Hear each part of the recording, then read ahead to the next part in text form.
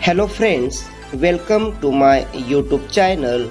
Today we are going to learn warming up and chit chat of unit number 3.3 stopping by woods on a snowy evening from standard 10th subject English.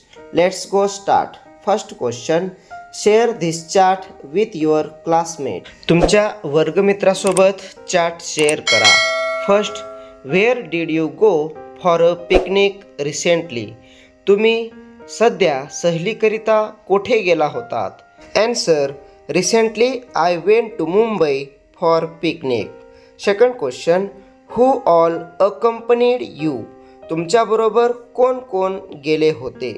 Answer, my family members accompanied me. Third question, why did you select that picnic spot? तुम्ही सहलीचे ठिकाण तेच का निवडले? Answer, we selected Mumbai because it is a beautiful city. There are many interesting places to visit like beaches, parks and the gateway of India. Fourth question, what games, food, sights did you enjoy there? तुम्ही कोणत्या प्रकारचे खेळ, अन्नपदार्थ, प्रेक्षणीय ठिकाणांचा आनंद घेतलात? Answer, we enjoyed delicious food like sandwiches and cold drinks. We played fun games together and saw beautiful sights like the sea, boats and tall buildings. Fifth question, what did you feel when it was time to return home?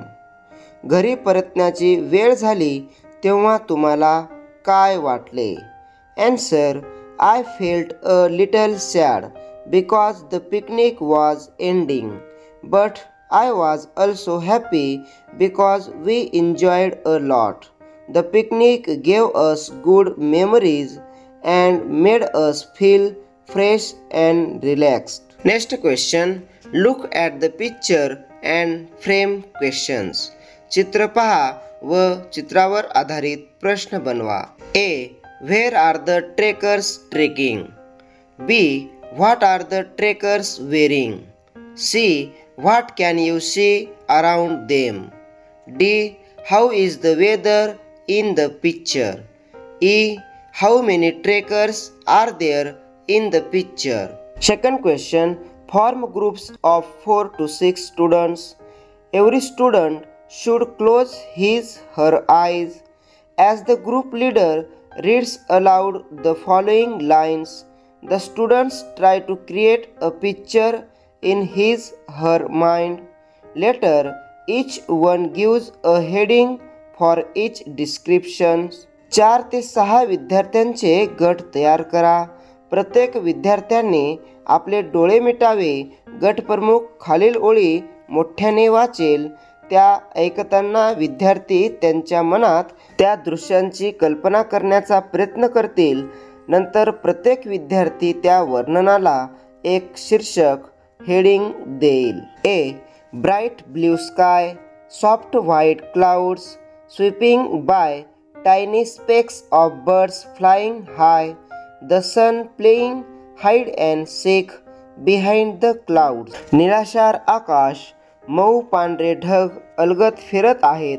उंच आकाशात लहान पक्षी उडताना दिसतात. सूर्य ढगांच्या मागे लपंडाव खेळतो आहे. Heading, a beautiful sky. शीर्षक, सुंदर आकाश. B, miles of smooth barren land, sparkling sand stretched till the horizon, in wave like forms, thorny cacti here and there, a few palm trees giving shade, a caravan of camels moving in a line. मैलोन मैल पसरलेली गुळगुळीत ओसाड जमीन, क्षितिजापर्यंत चमकणारा वाळूचा सागर, लाटा तयार करणारा वाळूचा विस्तार, इकडे तिकडे काटेरी निवडुंग उभे. एखाद्या ठिकाणी पाम झाडांचा छोटा समूह सावली देतोय. दूरवर उंटांची तुकडी रांगेत चालताना दिसते. Heading, a desert scene. शीर्षक, वाळवंटाचे दृश्य. Such a figurative description that creates mental pictures in the mind of reader listener is called imagery. It is a poetic device that enhances the poem. अशा प्रकारच्या वर्णनाला इमॅजरी प्रतिमासृष्टी म्हणतात. ते वाचकांच्या आणि श्रोत्यांच्या मनात सुंदर चित्र निर्माण करते. ही एक काव्यशैली पोएटिक डिव्हाइस आहे जी कवितेची शोभा वाढवते. Compose in your group a 4 to 6 line poem which contain imagery.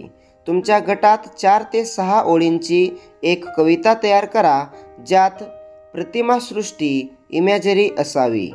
The sun shines bright in the morning sky. Soft clouds float gently passing by. Golden sand glows under the heat. Camels walk slowly on the desert street. सकाळच्या आकाशात सूर्य तेजाने तळपतो. मऊ ढग अलगद तरंगत जातात. उष्णतेत सोनेरी वाळू चमकते. उंट हळूहळू वाळवंटाच्या रस्त्यावर चालतात. अशा पद्धतीने आज आपण stopping by woods on a snowy evening या कवितेचं वॉर्मिंग अप व चिटचॅट ॲक्टिव्हिटी अभ्यासल्या आहेत. जर हा व्हिडिओ तुम्हाला आवडला तर लाईक, शेअर आणि चॅनलला निश्चित सबस्क्राईब करा. पुन्हा भेटूया नवीन पाठासोबत. तोपर्यंत जय हिंद, जय महाराष्ट्र.